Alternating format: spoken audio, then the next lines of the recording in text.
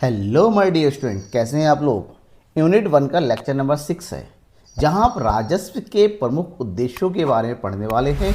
राजस्व नीति की भूमिका क्या होती है किसी अर्थव्यवस्था के में, इस बारे में पढ़ने वाले हैं, क्योंकि ये टॉपिक आपके एग्जाम में सबसे ज़्यादा पूछे जाने वाला टॉपिक है। टॉपिक में जो क्वेश्चन पूछता है उसका मतलब क्या होता है, क्वेश्चन का तरीका क्या होता है। क्वेश्चन देखिए, मैं आपको बता दूं, इसका क्वेश्चन है, जैसे कि मैंने यहाँ पर क्वेश्चन का मेरे एक सेट लिया हुआ है। क्वेश्चन है, उत्पादन, रोजगार, कीमत के निर्धारण में राजस्व की भूमिका को बताइए। या फिर साधनों के आवंटन, उत्पादन, रोजगार एवं कीमत के निर्धारण, साधनों को जुटाने के संबंध में राजस्व की भूमिका को स्पष्ट कीजिए। या फिर आय व संपत्ति के वितरण की विषमता को कम करने के लिए राजस्व की उपदेयता स्पष्ट कीजिए। या फिर राजस्व नीति की अर्थव्यवस्था में क्या भूमिका है, राजस्व नीति के प्रमुख उद्देश्यों का विस्तार पूर्वक वर्णन कीजिए। ये इसका क्वेश्चन होता है जो कि आपके एग्जाम में पूछा जाता है, राइट।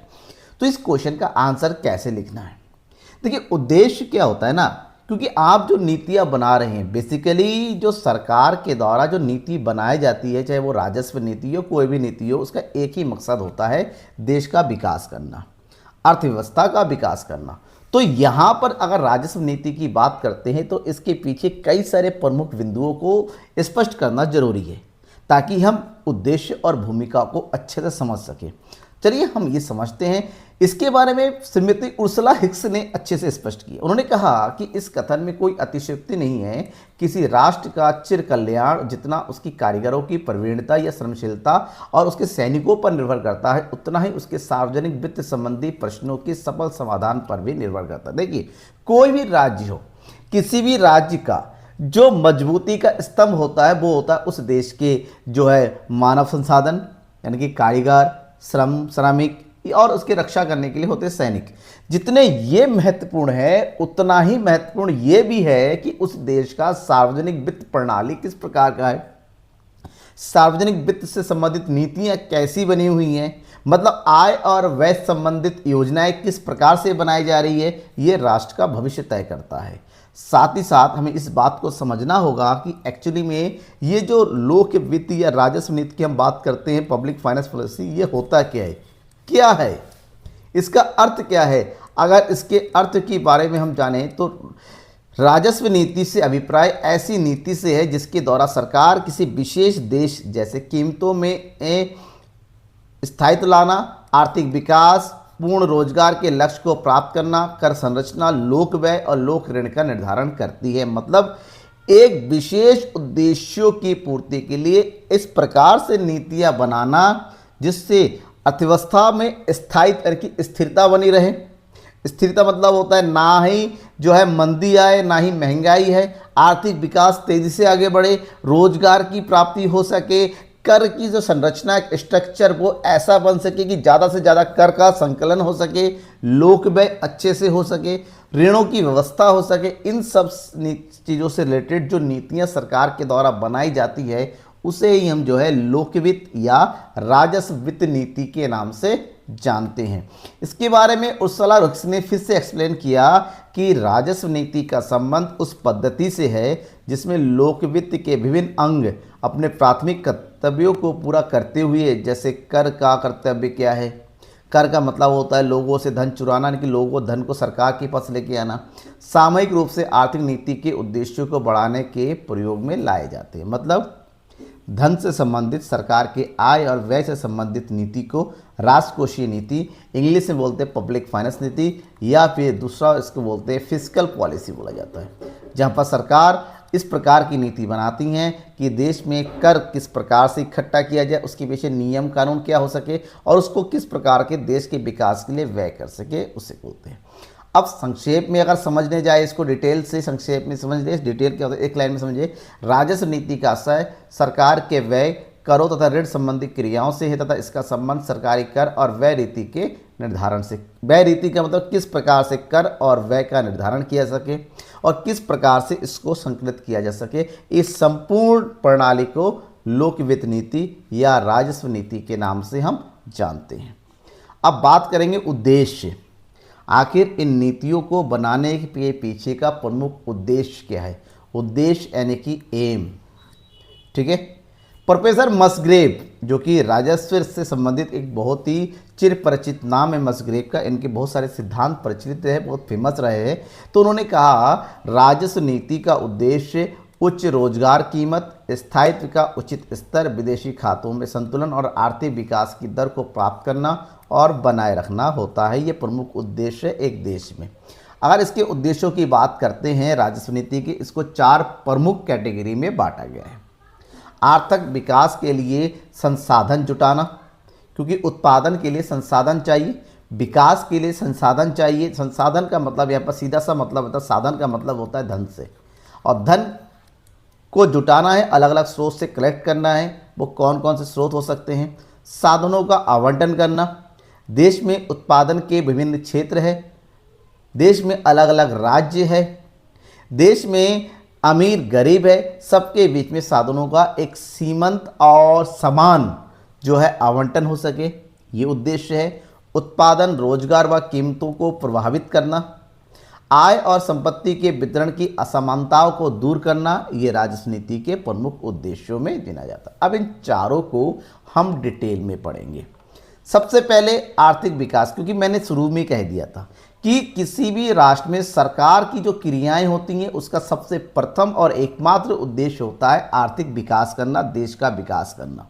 ध्यान में ये रखना है कि जो आर्थिक विकास का जो लक्ष्य होता है, ठीक है, आर्थिक विकास जो होता है ना, ये अगर हम देशों की बात करते हैं, कुछ विकसित होते हैं, कुछ अल्प विकसित होते हैं, कुछ विकासशील होते हैं, इन सब में इसके बीच में कुछ अंतर पाया जाता है। तो उद्देश्य जो होता है ना राजस्व का, विकसित देशों का और अल्प विकसित देशों का अलग अलग होता है। विकसित देशों में साधन पर्याप्त होते हैं, वो अपने साधनों की बढ़ाने के लिए प्रयास करते हैं, स्थिरता की बात करते हैं, जबकि अल्प विकसित देशों के पास साधनों की कमी होती है, वो अपने मिनिमम साधनों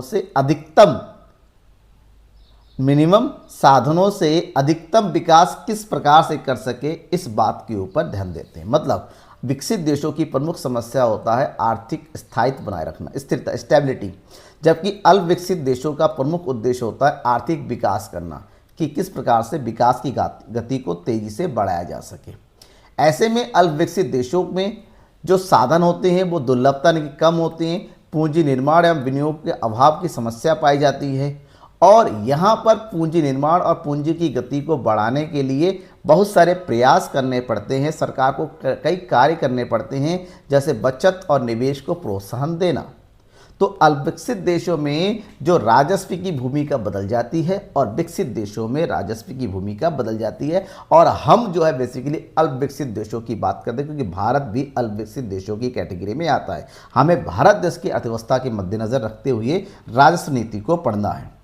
तो अगर हम बात करते हैं आर्थिक विकास की, तो राजस्व नीति के अंतर्गत आर्थिक विकास को प्रोत्साहन करने के लिए कुछ इस प्रकार से कार्य किए जा सकते हैं। नंबर 1, पूंजी निर्माण को प्रोत्साहन, क्योंकि जब तक हम पूंजी निर्माण को नहीं बढ़ाएंगे राजस्व में वृद्धि नहीं होगी, देश का विकास भी नहीं बढ़ेगा। क्योंकि पूंजी निर्माण का मतलब, सीधा मतलब होता है देश में वस्तु और सेवाओं के उत्पादन के लिए संसाधनों का बढ़ना, ठीक है। पूंजी निर्माण की दर को बढ़ाने के लिए सरकार कई सारे कदम उठाती है, जैसे सरकार स्वयं सामाजिक ऊपरी पूंजी लगाना, परिवहन, बिजली, जलापूर्ति, नहरों का निर्माण आदि के में धन, यानी कि सरकार देश के विकास के लिए पूंजीगत व्यय खुद करे, मतलब सरकार के द्वारा स्वयं निवेश किया जाए, ताकि परिवहन, बिजली, जो प्रमुख लोगों की ज़रूरतें हैं और उत्पादन के लिए सबसे महत्वपूर्ण है, जैसे कम्युनिकेशन, बिजली, जलापूर्ति, इन सब चीज़ों की व्यवस्था हो सके।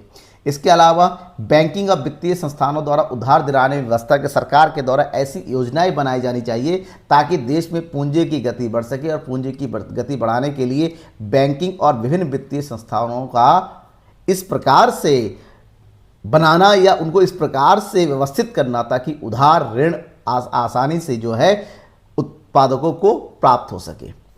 देश विदेश के निजी दुनिया कथाओं के धन को भी योग करने के लिए प्रोत्साहन, यानी कि देश दुनिया के जो निजी व्यक्ति है, अलग अलग जो है संस्थाएं हैं, उनको भी देश में विनियोग करने के लिए प्रोत्साहन कर सके, ठीक है। अब बात तो उत्पादन, पहला तो हो गया ऋण की व्यवस्था, दूसरा पॉइंट है उत्पादन को प्रोत्साहन देना। अल्प विकसित देशों में सरकार का प्रमुख उद्देश्य होता है अधिकतम बचत को बनाए रखना ताकि उस बचतों का प्रयोग उत्पादन में प्रयोग हो सके। इसके लिए सरकार विभिन्न प्रकार की कर नीतियाँ बनाती हैं, कर नीतियों में फेरबदल करती हैं ताकि सरकारी बचत को बढ़ाया जा सके और ज़्यादा से ज़्यादा उस बचतों का प्रयोग उत्पादन प्रक्रिया में हो सके। सरकार के द्वारा अतिरिक्त कर लगाया जाता है ताकि जनता से वो कर के रूप में वसूले पैसे को सार्वजनिक क्षेत्रों के उद्योगों में लगाया जा सके और उत्पादकता बढ़ सके। निजी विनियोग को प्रोत्साहन देना, जिसके लिए सरकार कर अवकाश, विकास छूट, विनियोग भत्ता आदि कई प्रकार के अलग अलग सुविधाएं दे सकती है जिससे उत्पादन को बढ़ाया जा सके। इसके अलावा सरकार द्वारा स्वयं आर्थिक क्रियाएं की जाती हैं। हमें पता है भारत देश में सरकार के द्वारा भी उत्पादन और आर्थिक क्रियाएं की जाती है। विभिन्न प्रकार के सरकारी संस्थाएं हैं, सरकारी कंपनीज है, उत्पादन है, दुकानें हैं, बहुत सारी सरकारी इंस्टीट्यूट्स हैं जो उत्पादन प्रक्रिया को संपन्न करती है। मतलब अल्पविकसित देशों में सरकारें आर्थिक विकास की गति को तीव्र करने के लिए कई सारी योजनाएं बनाती हैं। इन योजनाओं को बढ़ाने के लिए वित्तीय संसाधनों को जुटाती हैं और जिसका प्राथमिक उद्देश्य होता है एक वित्तीय साधनों को विभिन्न क्षेत्रों को प्रभावित करना या उनको बांटना। कृषि, सिंचाई, विद्युत, परिवहन व संचार उद्योग आदि में स्वयं का भी पूंजी समायोजन करना ताकि व्यक्तिगत निवेश की कमी को, क्योंकि देश में क्या है अभी भी व्यक्तिगत रूप से संसाधनों की कमी है, तो सरकार इस कमी को दूर करती है ताकि ऐसे मूलभूत क्षेत्र है जहां पर एक्चुअली में पूंजी की कमी है वहां पर पूंजी पर्याप्त मात्रा में हो सके, तो सरकार भी इस दिशा में काम करती है। दूसरा मेन है साधनों का आवंटन करना। जैसे कि मैंने बताया था, विभिन्न क्षेत्रों में उत्पादन के साधनों को पर्याप्त रूप में बांटना, संसाधनों को जुटाना और उनको एकत्रित करके विनियोजित करना भी सरकार का उद्देश्य है। अल्पविकसित देशों के पास पर्याप्त साधनों का अभाव होता है, तो विकास के लिए साधनों को जुटाना पर्याप्त नहीं बल्कि साधनों को विभिन्न कार्यों में उचित प्रकार वितरण करना भी एक प्रमुख उद्देश्य होता है। और सरकार इसको पूरा करने के लिए अधिक से अधिक प्रयास करती है क्योंकि कोई भी साधन ऐसे खाली पड़ा ना रहे, यानी कि देश में साधन होते हुए भी उसका उपयोग ना होना, ये बहुत बड़ी समस्या है। तो सरकार इस बात को सुनिश्चित करती है जितने भी साधन है कम ही सही जो भी है उसको सही तरीके से और 100% उसका उपयोग हो सके। इसके लिए सरकार अपने बजट नीति के द्वारा अर्थशास्त्र के आधारभूत ढांचे को सुदृढ़ बनाने का प्रयास करती हैं। विभिन्न प्रकार के क्षेत्रों में करों को छूट दिया जाता है और करों में रियायत दिया जाता है। आधारभूत उद्योगों की स्थापना की जाती है। हानिकारक वस्तुओं के उपभोग को हतोत्साहित किया जाता है, उस पर टैक्स वगैरह बढ़ाया जाता है ताकि साधनों का अधिक से अधिक और अधिकतम जो है प्रयोग हो सके। तीसरा क्षेत्र है सबसे इंपॉर्टेंट, जिससे रिलेटेड क्वेश्चन भी अलग से पूछा जाता है, उत्पादन, रोजगार और कीमतों को प्रभावित करना। ये सरकार राजस्व नीति का एक प्रमुख उद्देश्य है कि उत्पादन को बढ़ाए या घटाए, रोजगार को बढ़ाना है, कीमतों को प्रभावित करना है। ये प्रमुखता से सरकार की राजस्व नीति में किया जाता है। अब इन तीनों को हम अलग अलग 3 शीर्षकों में समझेंगे। सबसे पहले उत्पादन को प्रभावित करना। सरकार अपनी राजस्व नीति को इस प्रकार से बनाती हैं ताकि उत्पादन को अधिक से अधिक बढ़ाया जा सके। उत्पादन को कम करना सरकार का उद्देश्य कभी नहीं होता है। सरकार का उद्देश्य होता है उत्पादन को बढ़ाना, और उत्पादन को बढ़ाने के लिए सरकार अपने स्वयं के उद्योग स्थापित कर सकती है। सरकार उद्योगों की स्थापना के लिए आर्थिक सहायता दे सकती है, या फिर उद्योगों की स्थापना के लिए करों में छूट दे सकती है, या फिर कर मुक्त किया जा सकता है, या फिर सरकार अपने घरेलू क्षेत्र के उत्पादकों की रक्षा के लिए विदेशी प्रतियोगिता को कम किया जा सके, इसके लिए अलग प्रकार के संरक्षण प्रदान करती हैं। इसके अलावा निर्यात को वृद्धि करने के लिए आर्थिक सहायता दिया जा सकता है। मादक वस्तु और विलासिता की वस्तुओं पर ज़्यादा से ज़्यादा टैक्स लगाया जा सकता है। एकाधिकारी प्रवृत्तियों को रोकने के लिए उत्पादन को बढ़ाया जा सकता है। किस प्रकार से, ताकि वस्तुओं सेवाओं के उत्पादन पर किसी का एकाधिकार ना हो सके, इसके लिए सरकार प्रयत्न करती हैं। फिर रोजगार पर प्रभाव। सरकार का एक उद्देश्य उत्पादन के बाद दूसरा होता है कि रोजगार को अधिकतम करना, क्योंकि किसी भी देश में अगर बेरोजगारी है इसका मतलब उस देश में अभी भी बहुत सारी समस्या, क्योंकि बेरोजगारी से ही ज़्यादातर समस्याओं का जन्म होता है। पूर्ण रोजगार एक ऐसी स्थिति होती है जहां पर जितने भी लोग काम करने के लिए योग्य होते हैं या तैयार होते हैं और उन सबको प्रचलित मजदूरी दर पर कार्य मिल जाता है, उस स्थिति को पूर्ण रोजगार। मतलब किसी अगर 500 रुपये की दिहाड़ी पे 100 लोग काम करना चाहते हैं और 100 के 100 लोगों को काम मिल जाता है तो उस स्थिति को पूर्ण रोजगार कहते हैं। लेकिन ध्यान में ये रखना कि पूर्ण रोजगार का मतलब ये नहीं है कि लोग, जितने भी अर्थव्यवस्था में लोग हैं सबको काम मिलेगा। पूर्ण रोजगार का मतलब होता है एक निश्चित मजदूरी दर पर जितने लोग काम करें, क्योंकि हो सकता है 500 रुपये में कुछ लोग काम करने को तैयार ना हो, तो उन लोगों को कौन काम दे सकता है? नहीं दे सकते ना, क्योंकि वो लोग मन से काम होते हुए भी नहीं करना चाहते हैं। तो इनको ऐच्छिक बेरोजगारी कहते हैं। प्रोफेसर कीन्स ने कहा है किसी भी अर्थव्यवस्था में कभी भी 100% रोजगार पाया ही नहीं जा सकता। क्यों? वो 3 या 5% लोग ऐसे होते हैं जो बेकार रहते हैं, क्योंकि वो अपनी मन की इच्छा से काम करना नहीं चाहते हैं। तो ऐसे में सरकार अगर पूर्ण रोजगार की स्थिति को प्राप्त करना है, ठीक है ना, पूर्ण रोजगार का मतलब होता है जो काम करने वाले लोग हैं उनको काम देना है, तो सबसे पहले उपभोग की प्रवृत्ति को बढ़ाना होगा, लोगों की देश में निवेश के स्तर को बढ़ाना होगा, चाहे वो निजी निवेश को बढ़ाया जा सके और सरकारी निवेश को बढ़ाए। इसके अलावा विदेशों से आने वाले निवेश को बढ़ाना होगा, चाहे वो FII हो चाहे वो FDI हो, दोनों प्रकार को निवेश को बढ़ाने के लिए सरकार को विशेष प्रयास करने पड़ेंगे। फिर है कीमतों को प्रभावित करना। ध्यान में रखना सबसे इंपॉर्टेंट ये होता है, क्योंकि देश में वस्तु की कीमतें बहुत ही ज़्यादा ऊपर नीचे होती हैं, एक सर्किल सा चलने लगता है। तो सरकार बजट के माध्यम से ऐसी व्यवस्था करती हैं ताकि अर्थव्यवस्था में कीमतों का उतार चढ़ाव जो है वो कम से कम हो, जो तेजी और मंदी की स्थिति है उसमें स्थायित्व ला जा सके। क्योंकि किसी भी देश में, खासकर अल्पविकसित देश में, तेजी के बाद मंदी आती है और मंदी के बाद तेजी आ सकती है, और इस चीज़ को कम करने के लिए सरकार के द्वारा प्रयास किए जाते हैं। ध्यान में रखना, अगर देश में तेजी काल होता है, तेजी का काल हमेशा महंगाई लेके आता है, क्योंकि लेकिन महंगाई मतलब कीमतें बढ़ जाती है, लेकिन साथ साथ रोजगार में भी वृद्धि होती है, क्योंकि उत्पत्ति और मांग बढ़ जाती है और अर्थव्यवस्था का तेजी से विकास हो जाता है। लेकिन इसी का उल्टा अगर मंदी की स्थिति होती है, वस्तु की कीमतें गिर जाती हैं और इसका सीधा असर होता है कि वस्तु का उत्पादन और रोजगार, साथ साथ रोजगार में भी कमी होती है। तो सरकार को हमेशा प्रयास करना चाहिए, भले ही एक बार में तेजी की स्थिति आए, मंदी की स्थिति कभी नहीं आए। सरकार हमेशा इस बात को सोचती है कि भाई मंदी नहीं आना चाहिए, क्योंकि तेजी में केवल कीमतें बढ़ती हैं, रोजगार तो बढ़ते हैं, लेकिन मंदी में यानी कि डिफ्लेशन में वस्तु की कीमतें भले गिर जाएं, उसके पीछे पीछे कई सारे लोगों के नौकरियां चली जाती हैं, क्योंकि बहुत सारी उत्पादन क्रियाएं बंद हो जाती हैं। अब सरकार क्या करती है? तेजी की काल को रोकने के लिए सरकार सार्वजनिक व्ययों को कम कर देती हैं, पुराने करों को बढ़ा दिया जाता है, नए कर लगाए जाते हैं, भारी मात्रा में सार्वजनिक ऋण जो है दिया जाता है, सरकार के द्वारा बजट बनाया जाता है ताकि सरकार के द्वारा व्यय कम से कम किया जा सके, ताकि महंगाई को रोका जा सके। दूसरी तरफ अगर मंदी को रोकना है तो ऐसे में सरकार करों में छूट देती है ताकि लोग ज़्यादा से ज़्यादा जो है व्यय कर सके। सार्वजनिक व्ययों में वृद्धि की जाती है, सार्वजनिक निर्माण कार्यों में व्यय किया जाता है, घाटे का बजट बनाया जाता है ताकि अर्थव्यवस्था में जो है धन का प्रभाव बढ़े और उत्पादकता बढ़े। ठीक है, इसके अलावा जो लास्ट पॉइंट आता है थर्ड वाला, दैट इज आय व संपत्ति के वितरण की असमानताओं को कम करना। सरकार का एक प्रमुख कर्तव्य होता है कि देश में जो आय का वितरण होता है, एक होता है धनी वर्ग और एक होता है दरिद्र वर्ग, दोनों के बीच में बहुत बड़ी खाई होती है धन से संबंधित। उस धन से संबंधित खाई को किस प्रकार से पाटा जा सके, किस प्रकार से कम किया जा सके, सरकार अपने बजट के द्वारा से ही बनाती है।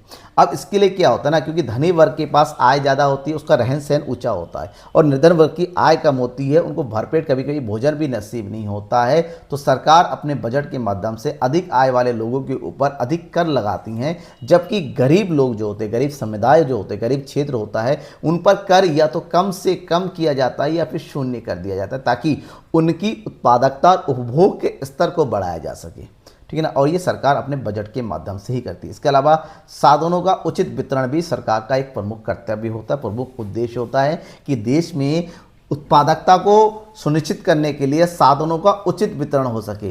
विभिन्न क्षेत्र है, उत्पादन के क्षेत्रों के आधार पर ये निजी क्षेत्र और सार्वजनिक क्षेत्र, राज्यों के आधार पर, पिछड़े क्षेत्र और संपन्न क्षेत्रों के आधार पर जो उपलब्ध साधन है उनका पूर्ण एवं उचित प्रकार से उपयोग हो सके, ताकि कोई भी बचा हुआ ना रहे और हर एक साधन महत्वपूर्ण उत्पादकता दे सके।